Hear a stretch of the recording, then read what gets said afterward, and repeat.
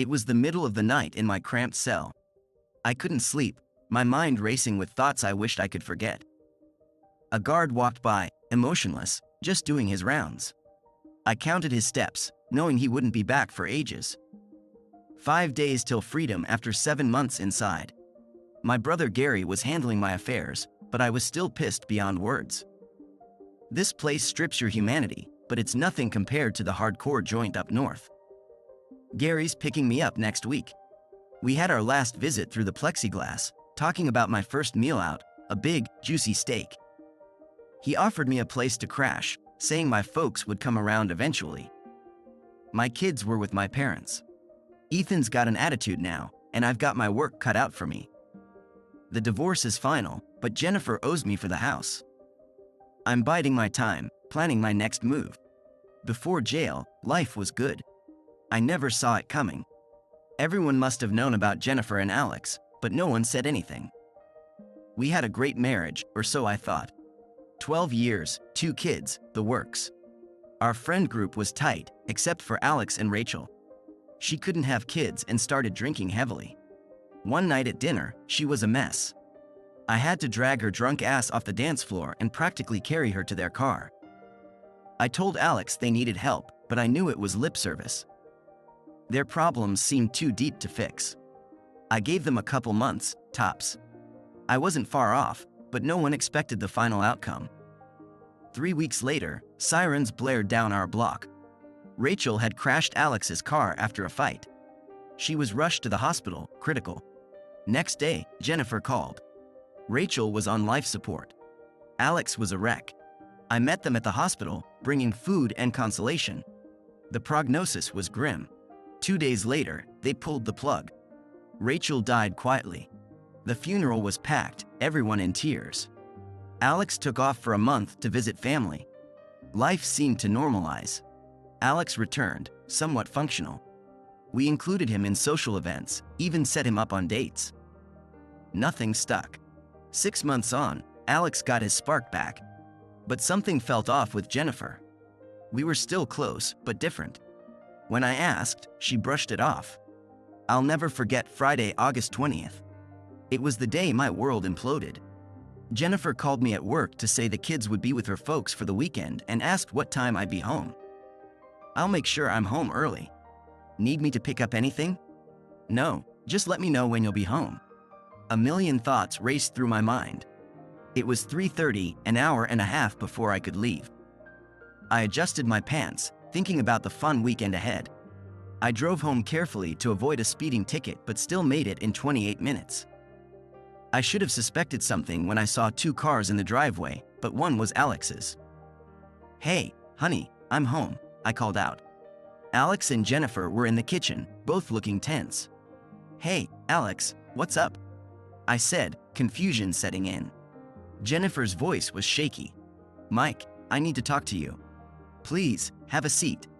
"I'll just stand," I said, a knot forming in my stomach. "Mike, I wanted to tell you myself before you get the papers." I was lost. "Jennifer, what papers?" She stepped back, her voice barely audible. "Divorce papers." My heart stopped. "Jennifer, what the hell are you talking about? What divorce papers?" Alex started to speak, but I cut him off. "Alex, stay out of this. This is between me and my wife." Then it hit me like a freight train. I looked at her, then at him, then back at her. "Alex, you should leave, now," I growled, my hands clenching into fists. "Alex, stay," Jennifer said. "Mike, this involves him, too." I felt like I was in a nightmare. "Alex, leave now or you'll be leaving in a body bag." He headed for the door. "Jennifer, we need to talk." "Now," I said, my voice dangerously low. "Mike, there's nothing to talk about. I'm in love with Alex." "I'm sorry."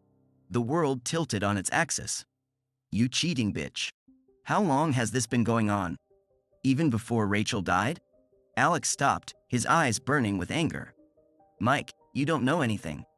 "Oh, I know enough. While I was consoling you, you were screwing my wife. Get out of my house, both of you." Jennifer's voice trembled as she spoke. "Mike, it's my house too." "Not anymore," I snarled. Get out. I'll get my things and leave, she said, her voice small. No, leave now. Both of you. Alex tried to intervene. Jennifer, let's go. We'll come back for your stuff when he's cooled down. I laughed bitterly. Listen to him, Jennifer. You'll be dead by then. They left, their eyes fixed on me as if I were a rabid animal. After they were gone, I lost it. 2 beers and a lot of destruction later, the house was a disaster zone. I threw all of Jennifer's belongings on the lawn and set the sprinklers to run for 4 hours. Then I locked the house and drank until I passed out. The next morning, I saw Jennifer had taken her stuff. I was still seething with anger and devastation. I didn't call anyone to tell them what happened, but I figured the neighbors knew. I called Jennifer's parents to talk to my kids, but her mom wouldn't let me. Mike, Jennifer picked them up last night, she said, her voice cold. Bullshit, Fran. She was picking up her clothes from the lawn. Let me talk to my kids. She hung up on me. I called back, but she didn't answer. Furious, I canceled all our credit cards and withdrew all the cash I could from the bank. I made coffee, choked down some toast, and planned my day. Change the garage code, get new locks, and move anything valuable to my brother's house. Just as I was about to leave, the doorbell rang. I looked through the peephole and saw a man with a large envelope. He stayed for a few minutes, then left. I opened the door and retrieved the envelope, divorce papers. I told my brother Gary and his wife, Andy, what happened and asked them to keep it quiet. Then I headed to Home Depot for new locks. On my way back, I saw Alex's car in the driveway and Jennifer loading it. I should have driven by, but I was too pissed off for that. Instead of driving by, I sped up. With tires squealing, I turned into my driveway and crashed into the back of Alex's car. Alex jumped into his car just as mine made contact, pushing his car against the closed garage door. I reversed about 15 feet and floored it again, driving his car through the garage door. Steam billowed from under my hood and my engine made a terrible noise, but it reversed again. I backed up 10 feet, floored it, but my car only moved Alex's a few feet before stalling. Heart pounding, I grabbed my son's aluminum bat from the garage and started swinging, smashing the driver's side windows and the windshield. I was about to open Alex's door when I heard loud voices behind me. Drop the bat and put your hands on your head, a police officer ordered. I complied, dropping the bat and kneeling down. They handcuffed me and put me in the patrol car. Alex, shaken and scared, got out of his car. I wanted to threaten him, but couldn't. Jennifer was crying, talking to the police and looking at me. I smiled back. Taken downtown, I was booked and given one call. I called my brother, Gary. Since it was the weekend, I spent 2 nights in jail before my court appearance on Monday. I pleaded not guilty and the judge set my bail. Gary bailed me out late that afternoon. Mike, they're talking about attempted homicide or at least assault with a deadly weapon, Gary said, his face grim. I know. First, take me to the bank. She's probably cleaned out the accounts, but I need to check. The cash was gone from our accounts, but not the CDs and bonds. However, a court order prevented me from removing any of them. I called Jennifer when she answered her phone. You could have at least left me $5 in our account. You really are cheap, I spat. I needed that money for me and the kids. Doesn't Alex make enough money? I've got a house payment to make. Maybe I should just make a little fire in the living room, just to take the chill off. Mike, quit talking crazy. I'm sorry about all of this, but you're making it harder. Why can't you just accept it and move on? I'll move on when you send my kids back home. Mike, I can't, especially in your current frame of mind. I don't think you'd hurt them, but I can't take that chance. After this is over, I'll let you see them as much as you want. But I can't say the same about you and Alex. This is the last time I'm talking to you.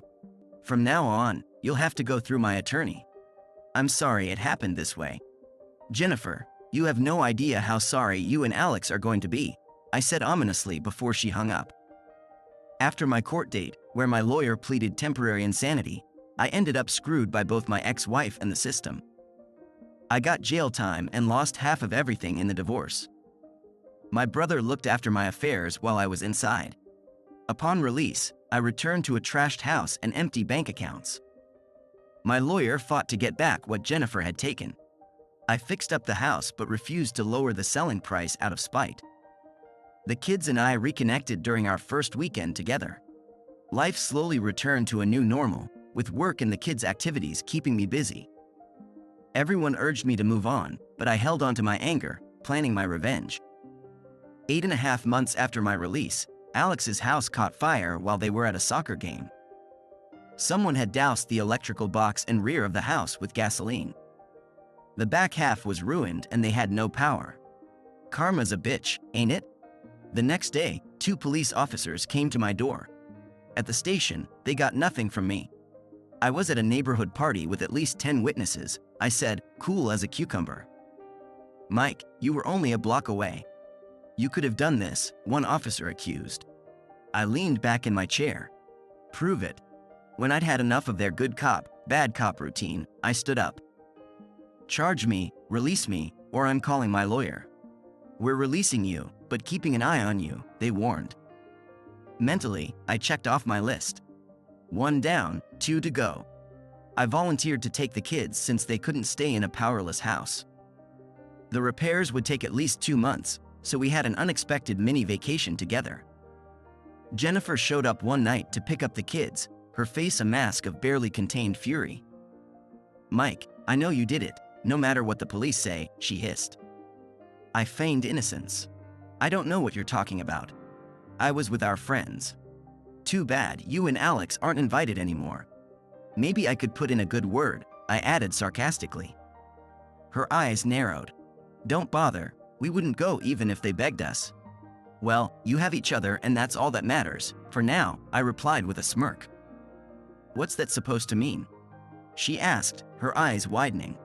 I shrugged. Nothing, just that you two are lucky to have one another. This time, I didn't bother hiding my smile.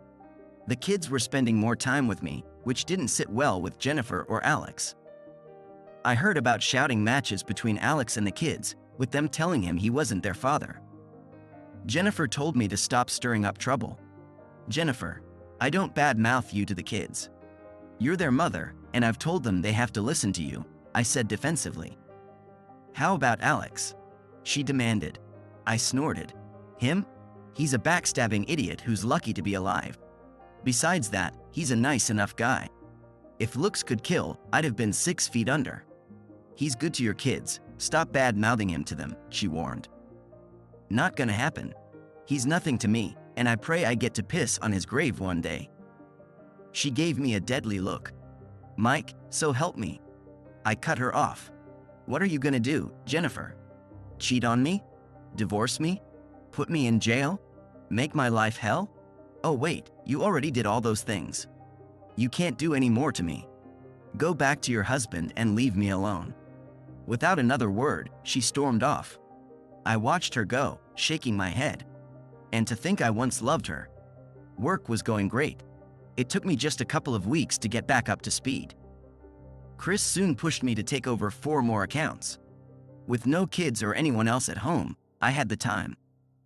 After contacting the customers, I scheduled 2-day trips to each facility to get familiar with their operations. 3 accounts were easy, but TW Incorporated was different. They were changing their manufacturing process, requiring monthly trips to keep up. The assigned person was knowledgeable, but disorganized and arrogant when I pressed for needed data. Chris, if I don't get what we need, it'll screw up their system, I complained to my boss. After 2 calls, I got an intermediary between the engineer and myself. From then on, I met with Monica, who worked directly with the engineer, Steve. Monica Bradley, she introduced herself, shaking my hand. She had a degree in process engineering and had been with the company for about 5 years. We worked well together, and she got me everything I needed. 2 weeks before finishing phase 1, I decided to take a chance. Monica, I'd like to take you and your husband out to dinner as a thank you. The Hilton where I'm staying has a great restaurant. How about 6 o'clock? We shook hands and I left the plant by 4:30. After catching up on paperwork and emails, I headed to the restaurant. At 6 o'clock, Monica arrived alone. "Where's your husband?" I asked, confused. Parking the car, she replied with a slight smile. Then she dropped a bombshell. "Mike, I'm not married." I blinked in surprise. "Sorry." "I assumed," I said, noticing the rings on her hand. She laughed. "I wear these rings to keep things professional. No one hits on a married woman, avoiding harassment issues. Plus, married people seem to get promoted faster. I guess because they seem more stable." "How do you manage company functions?" I asked, intrigued. "I just say he's on the road or something." "They don't ask anymore." "Well, you had me fooled," I admitted. We had a wonderful dinner, and by the end, I found myself sharing highlights of my last 2 years. "I can't believe they did that to you." "That really sucks," Monica said sympathetically. I shrugged. "Tell me about it." "But it's in the past and I'm moving on with my life." "Mike, you're young and many women would love a guy like you," she said, smiling and blushing. "You're probably right, but I haven't had the time or ambition to date again." I'm still cautious. "Well, you asked me out, didn't you?" She teased. "You and your husband," I corrected with a grin. "If I hadn't been married, would you still have asked me out?" She asked boldly. I considered for a moment. "Probably. You're easy to talk to and not a pathetic twit like my ex." She laughed. "I'll take that as a compliment." Dinner went great. I left the next day and wouldn't be back for a month. I asked her to call me weekly, especially if anything came up. I started feeling more at ease around women, even those outside my inner circle. We went out most nights when I visited, which was every couple of weeks. I still had trust issues, but was working on them. Phone calls and emails kept us in touch. After a couple of months, we started kissing and more. I was finally ready to take it to the next level. Am I becoming normal again? I wondered. When Monica said she had a conflict Wednesday night, I thought nothing of it. We'd been physically involved on Tuesday and I had forgotten to get contraceptives. "Mike, let's plan for a whole evening on Thursday," she said, kissing me goodbye. Thursday, I'll remember to bring protection, I thought to myself. Wednesday, I looked for a new restaurant on the city map. After 6 trips, I tried all the local places. I found a nice Indian restaurant about 25 minutes away and decided to give it a try. I ordered a beer and the sampler platter, ready to relax. Then I heard a familiar laugh and to my surprise, saw Monica with another man. They were clearly on more than a first date, holding hands and laughing intimately. My appetite vanished. I finished my beer, paid, and left, feeling like an idiot. She didn't seem conflicted, I thought bitterly. I avoided Monica after catching her lie. When confronted, she tried to explain, but I cut her off. I got rid of one lying witch. I don't need another. 3 months later, my ex-wife's new husband Alex was hit by a car matching my BMW. The police questioned me, but I had an alibi. When Alex died, I attended his funeral, spat in his casket, and told Jennifer, 2 down, 1 to go. I hired men to watch Jennifer, pushing her towards a breakdown so I could get my kids back. The police warned me about harassment, but I didn't care. "Mike, what the hell do you want?" Jennifer screamed over the phone. "I want you to choke on your own spit and die, Jennifer." She hung up, shocked. My plan was working. I was waiting on my porch when the police arrived. "You're late," I told the officers. Jennifer was charging me with threatening her life, but I had already contacted my lawyer who was waiting at the station. My client did not threaten his ex-wife, my lawyer told the police. He expressed a wish, not a threat. She took it as a threat because she's still being followed by people hired by your client. It's not illegal to have someone watched. Unless you have a recording of Mr. Anderson threatening to kill Mrs. Kelly, you have no case. "Mr. Anderson, why don't you move on?" one of the officers asked. "She left you, it happens. If she snaps and someone gets hurt, we'll come for you." "Is there a way to end this?" I asked my lawyer. My client wants his children back. If Mrs. Kelly gives up custody, he'll back off. "That's for the court to decide," the officer replied. "Then we're done here," my lawyer said, and we left. The following Sunday morning, while having breakfast and reading the newspaper on the deck, the doorbell rang. I opened the door to Jennifer's parents. "Mike, do you have a minute to talk?" her father asked. "Sure, come on in," I said. They were dressed for church. "Can I get you a cup of coffee?" "No, thank you." "What brings you here?" I asked. Jennifer's father spoke up. "Mike, we know what our daughter did wasn't right, especially with you going to jail. But she's our only child, and we don't want anything to happen to her. Look, I'm not trying to hurt her. She made bad choices and is paying for them. I want my children back. They're better off with me, especially since she's having such bad luck. I'd hate for something to happen to them if something happens to her."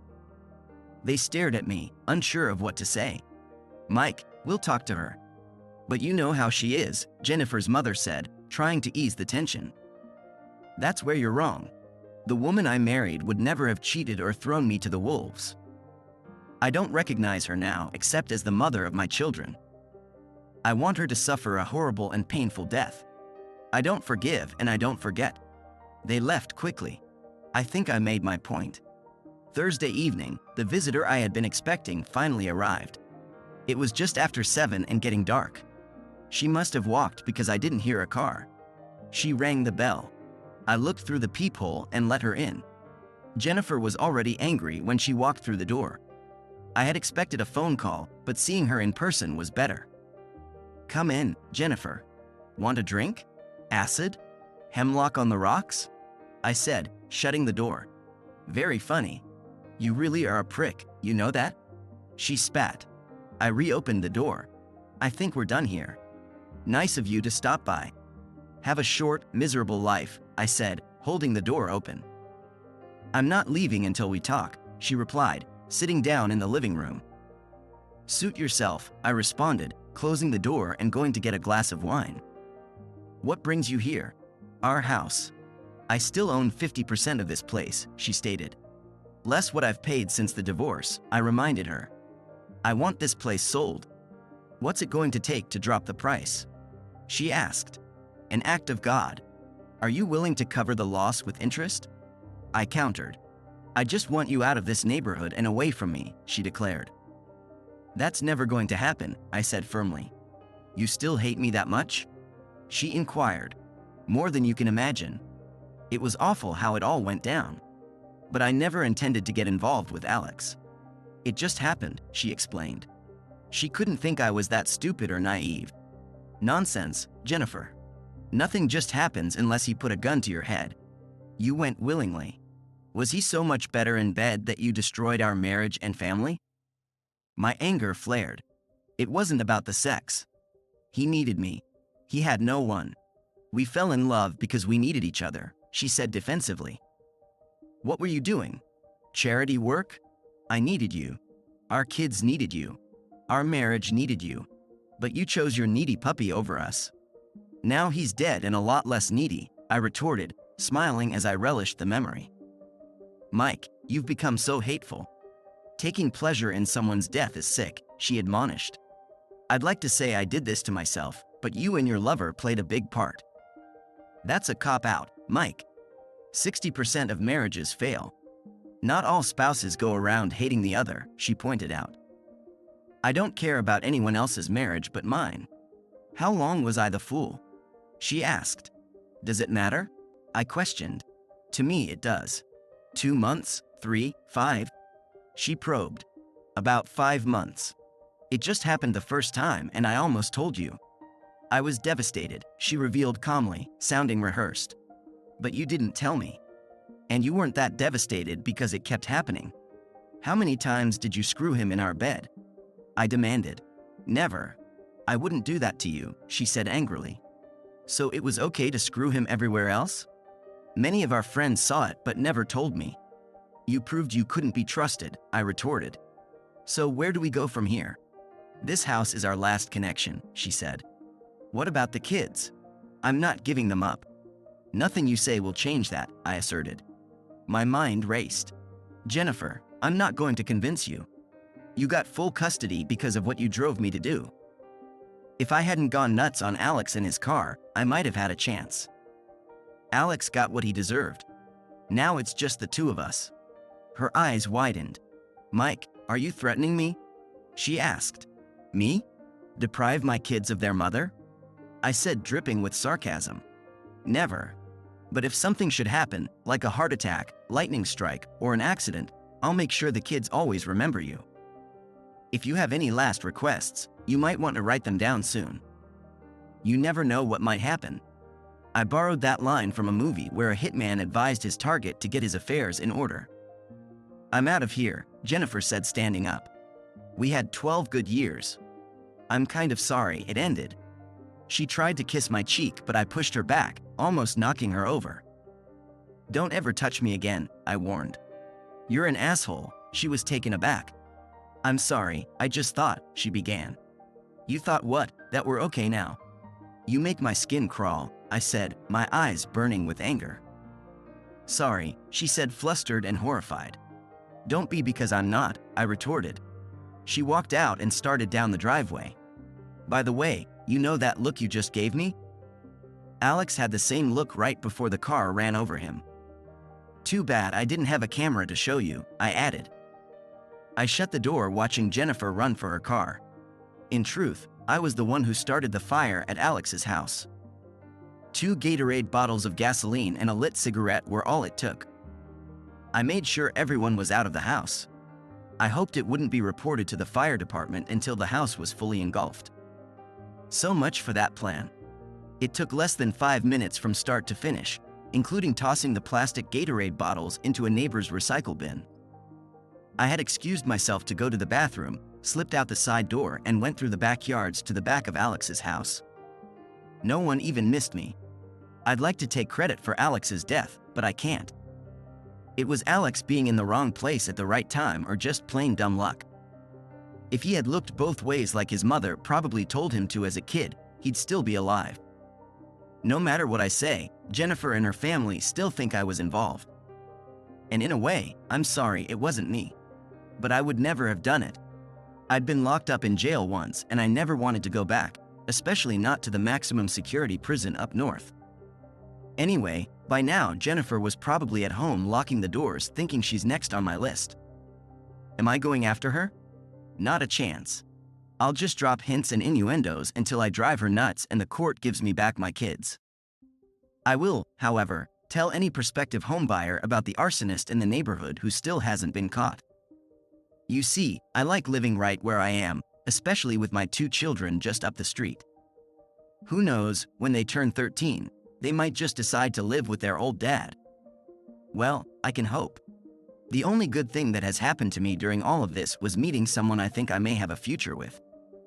Her name is Ellen, and she works for the State Department of Corrections. I had to check in with her the first year after I was released to make sure I was adjusting, rehabilitated, and doing okay. Ellen is tough and takes no crap. After getting the formalities out of the way, we began to talk and found out we might have feelings for each other. Ethically, Ellen couldn't date me until my year of probation was up, but finally we were able to go out on a real date. I told her I had major trust issues, and she one-upped me by telling me that most convicts lie to her in one way or another. So now we're both trying to move forward and, in the process, deal with our trust issues together while getting to know each other better. Ellen got me thinking about what I've been doing ever since Jennifer walked out on me. She showed me my actions were keeping me from having any kind of real life and meaningful relationships. She told me it was time to move on. She further convinced me when she said if I messed up and got thrown back in jail, my ass would be hers to do with as she wished. And, darling, I wouldn't wish that on my worst enemy, she explained with a smile that made the hair on the back of my neck stand straight up. And you know what? I believe her. I really do. And when I'm with her, she keeps things interesting because, as tough as I think I am, Ellen is one lady I would never cross. Even better, though, is knowing in my heart she would never cross me, either. I think I am finally ready to move on with my life and open myself up to love.